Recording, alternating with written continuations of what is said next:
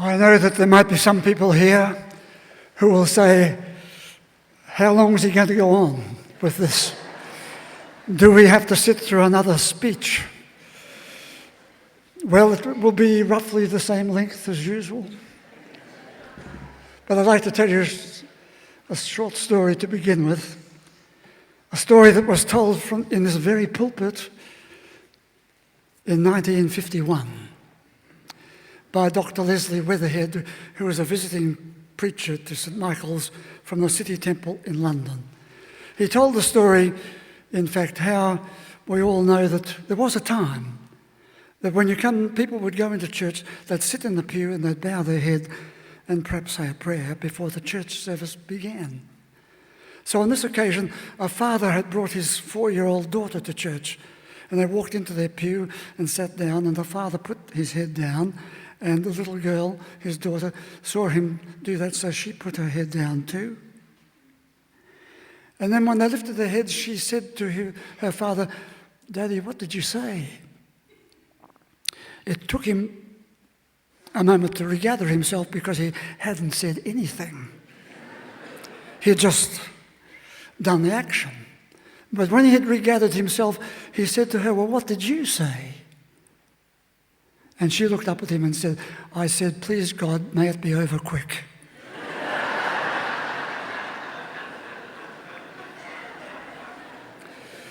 So I begin with a word of thanks. First, to my family. When my daughter was 10 or 12 years of age, and Christmas Day was occurring the very next day after the Sunday service, then Christmas Day. So on Christmas Eve, I was busy getting myself together, and the family was getting more and more tense. Until at length she came in and said to me, "Look, why don't you," notice the words, "why don't you just get up tomorrow morning and say to them, all I had to say, I said yesterday. So now wish each other a happy Christmas and go on home to your Christmas dinner." My other daughter also had some words to me, particularly in more recent times, although over a lifetime as well. But I use just one comment in recent times. In these days of internet and computers, I'm not that smart. But she is. She's got it all off pat. And I expressed my frustration until then she says, "Dad, this takes patience." And that was never one of your virtues.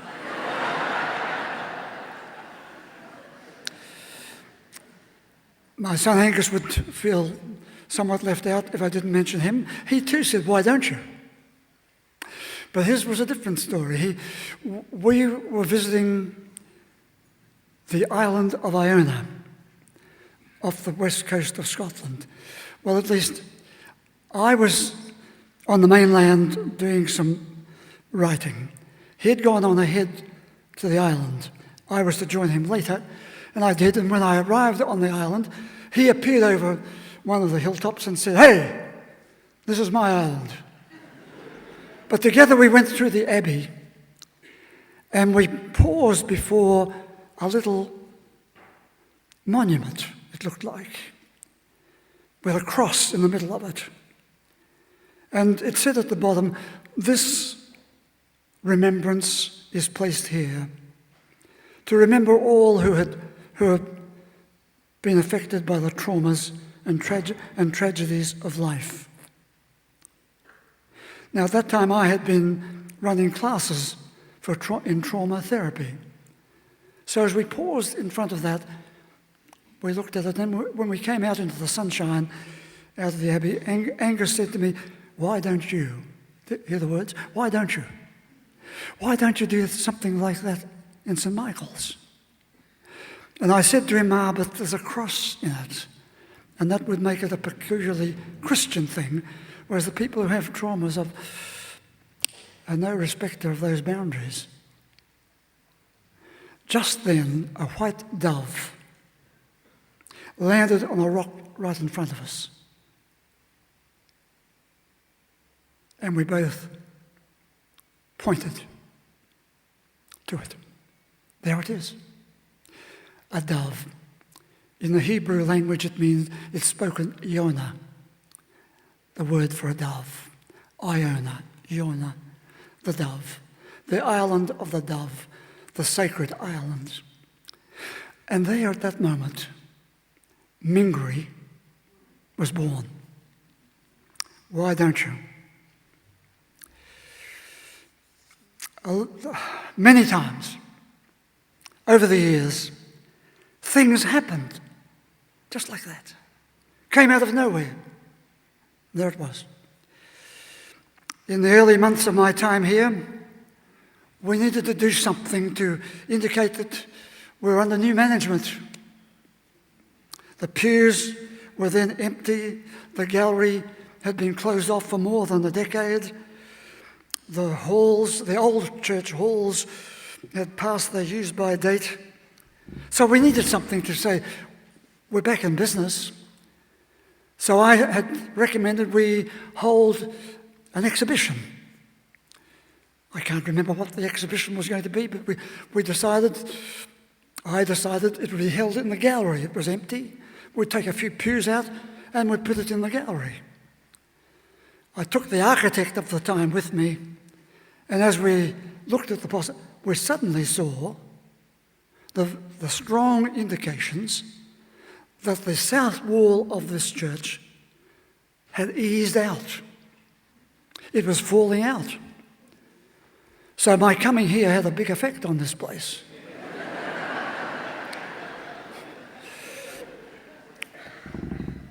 There it was. Some of you would remember that necessitated us putting huge metal props out in Collins Street, holding up that south wall this way, holding it in place. There it was. But in that process, certain things happened. Through it all, and over the following years, I came to know 4 distinguished architects of this city. All of them with great empathy for what I was trying to articulate. First there was Vivian Taylor. He helped me restructure the interior of this church. It was at the beginning of my time not a great site.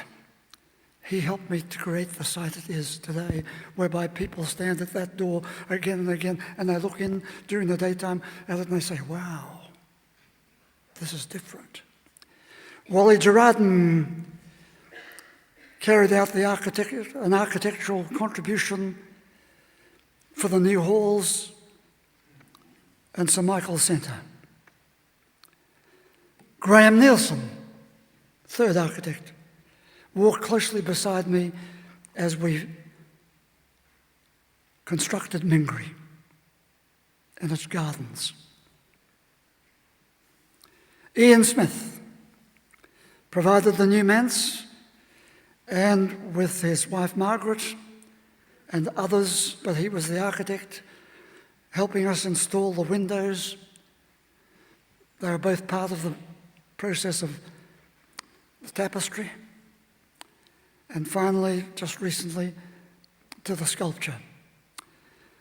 Well might I point, because the sculpture at its centre talks of the pointing finger. You can't easily see the pointing finger. Even in life, we don't see the pointing finger. So we have to look carefully to see through the symbols of the sculpture to the pointing finger. I've called this address today an exhilarating experience. I think it's been something more than that. But how can I say it? In my first year at university, my study was next door to a man who was also in his first year and had also, like myself, had country origins.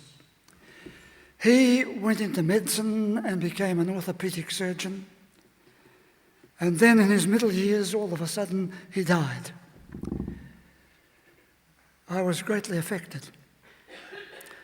Even more so, I was affected by the obituary that his wife, his widow, placed in the daily papers. I've mentioned it before.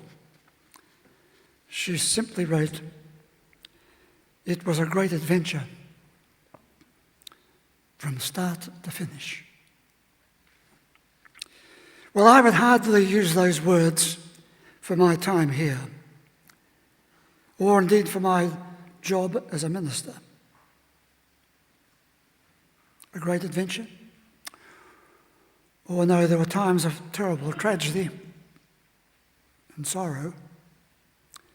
There were people carrying burdens of their past experience.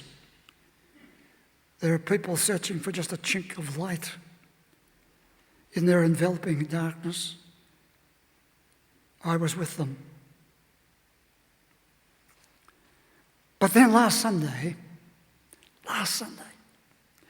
I celebrated the sacrament of baptism for the last time for 3 little kids, all from one family. And at the end of it, they all wrapped their arms around my legs. And their parents were somewhat taken aback by this unusual, spontaneous show of affection, that they too joined the embrace. Now that's more than a great adventure. That's an exhilarating experience. From early days of my ministry career, I figured that things would have to change. I made an uneasy relationship with the wider church, as many of you know. Its politics, its jealousies, its hypocrisies, its dissonance. I know about them all, but I stayed because I had a larger view of what was possible. I've been profoundly affected by the way this church, or my previous church too for that matter, but this church and the present congregation and those who were with me in earlier years were prepared to be part of a new way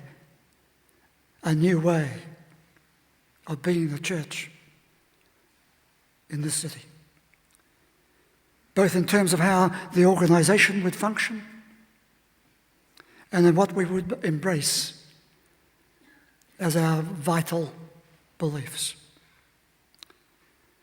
Distinguishing the authentic from the fiction.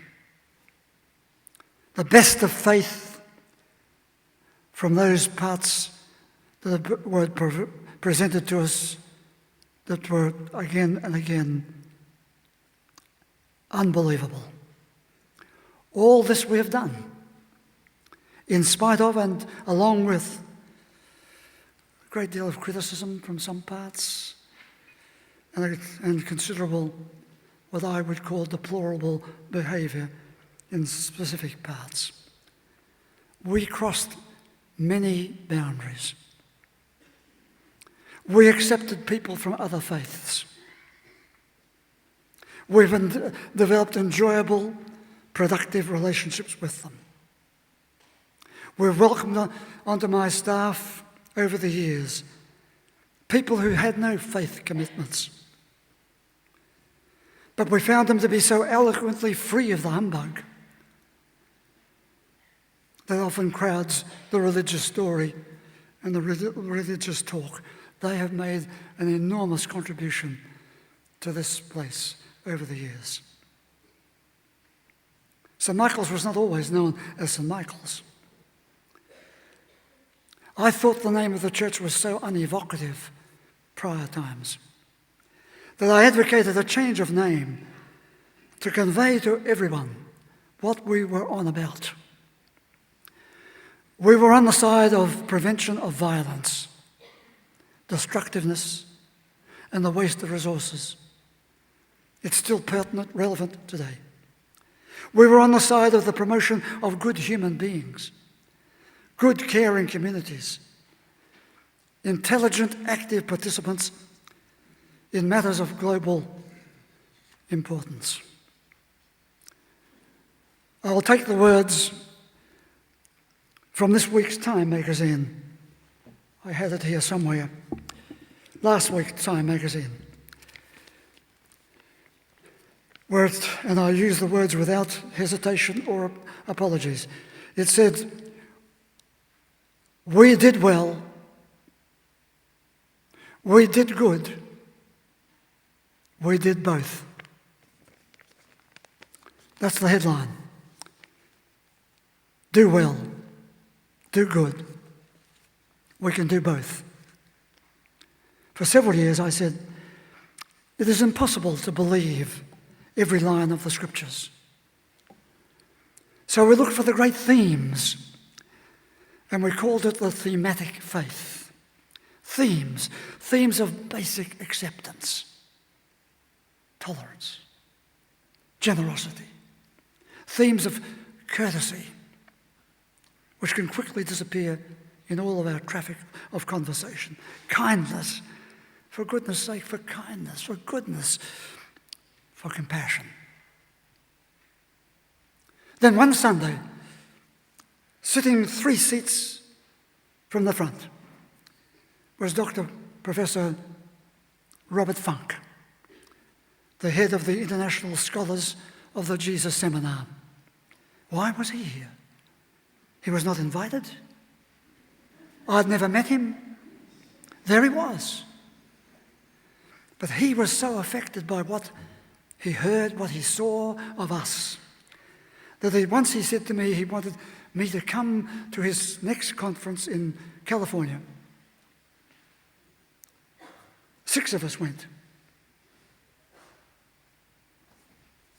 And he asked me to deliver the keynote address on that occasion.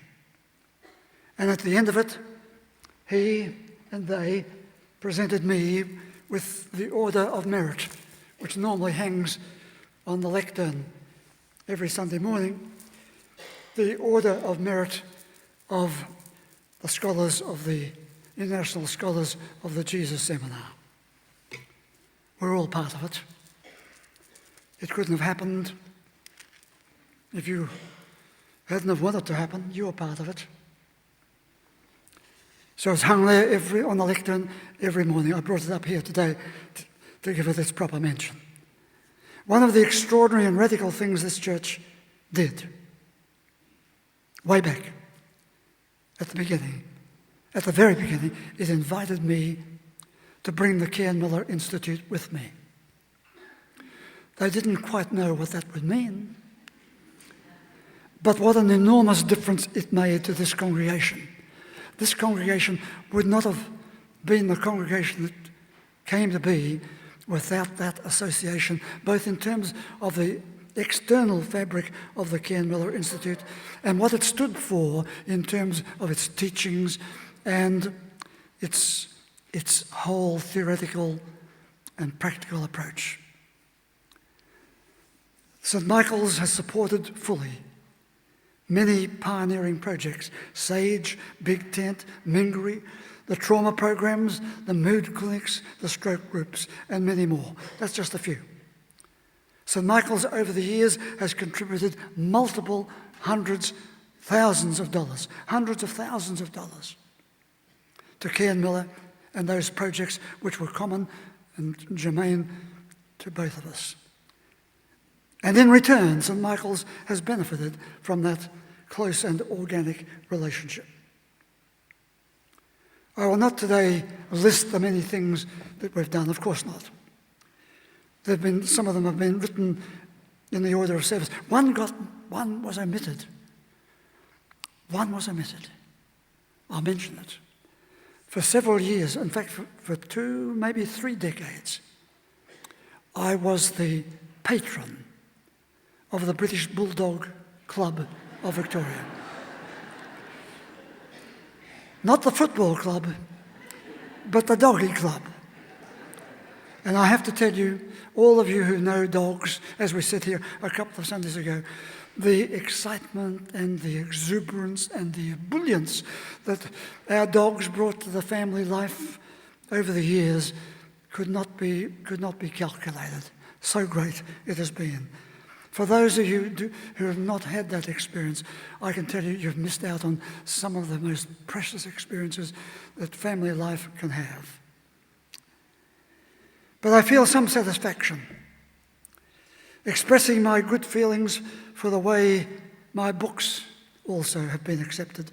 Not only the books from my psychotherapy tent, but the books in which I have tried to provide sensible prayers.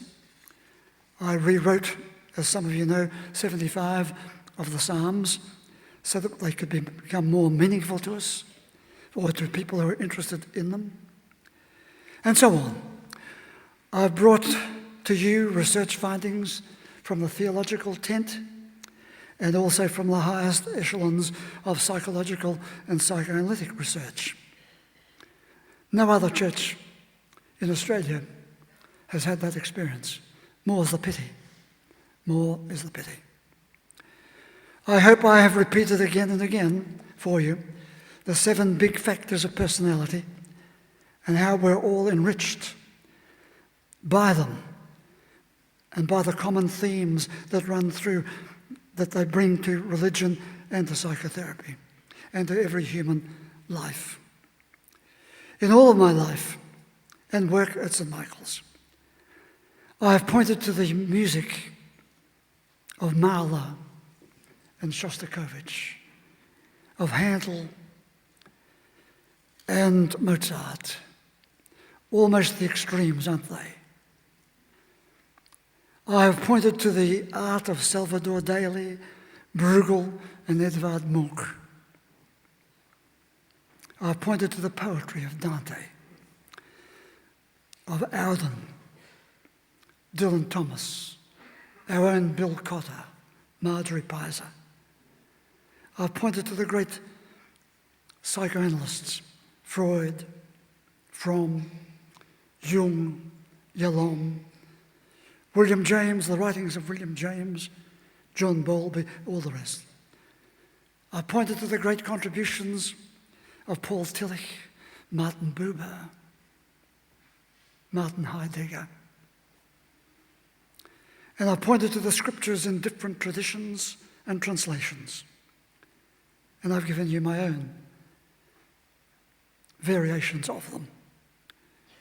I've read you stories from The Little Prince to Dr. Zhivago, from Kazantzakis to my own simple novel, I Felt the Eagle's Heart. And through it all, I hoped I was saying to you, yes, we can do well, we can do good, we can do both. I've been touched by 4 things in the man. First of all, the unfolding, sometimes unexpected coincidences that come into our lives. We meet people we never thought we'd meet. Experiences happens and we never dreamed they would happen. I am astonished at those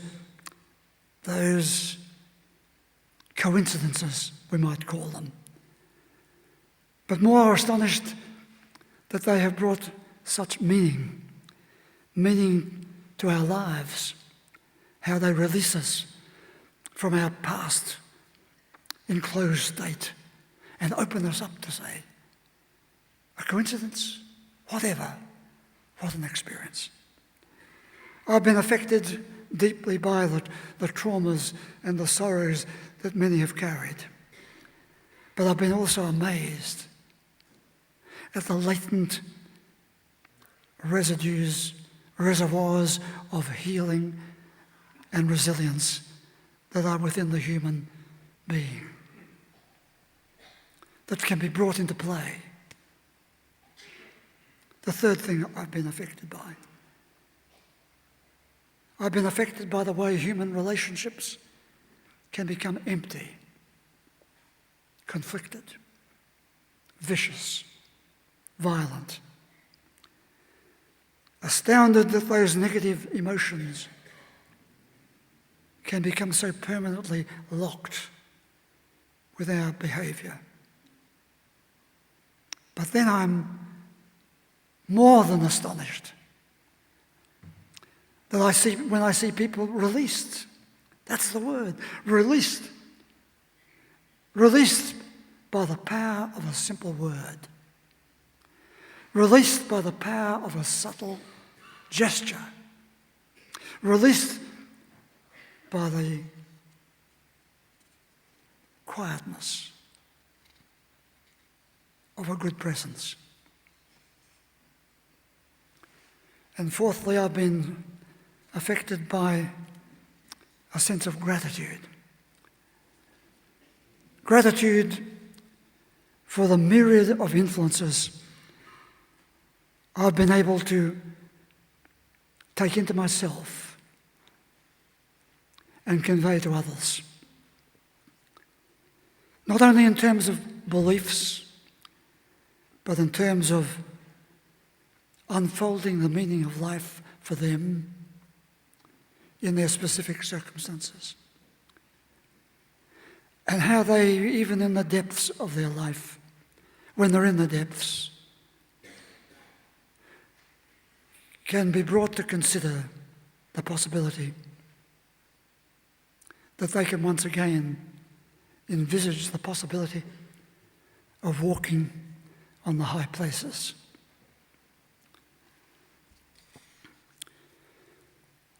But now a fine wind is blowing, as my title of my book has said, and as the poet said. A fine wind is blowing, a new direction of time. So with a slight variation, I'll use the words of Tagore. We have come from different places. We are so different in the way we are different people. But for a time, we have walked as neighbours in this place. Though we will now take different pathways. The pointing finger. The pointing finger. What is the pointing finger? You see, again and again, the scholars of the Jesus Seminar said we're unable to tell for sure what Jesus actually said. We're unable to really work out what are the authentic words of Scripture. But through it all, we see a pointing finger, pointing to the possibilities of a good life, a good human being, and the good possibilities of living a life that is generous and full of good faith. So the pointing finger, even though we've come from different places and different pathways, and that we are different people, the pointing finger remains, pointing us to the way of the best human beings, the best human community, and reminding us we do need to be reminded that in all our circumstances we can walk on the high places. Would you please stand?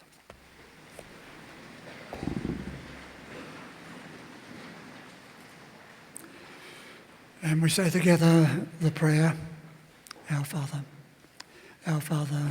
who art in heaven, hallowed be thy name. Thy kingdom come, thy will be done on earth as it is in heaven. Give us this day our daily bread, and forgive us our trespasses, as we forgive those who trespass against us. And lead us not into temptation, but deliver us from evil. For thine is the kingdom, the power and the glory, forever and ever. Amen. And now the blessing. The blessing.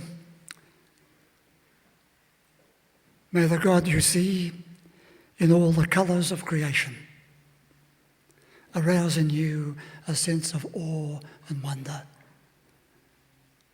May the God who is a sacred presence be real to you. May the God who is a source of inspiration and courage keep calling you forwards. May your God go with you and bless you today and always.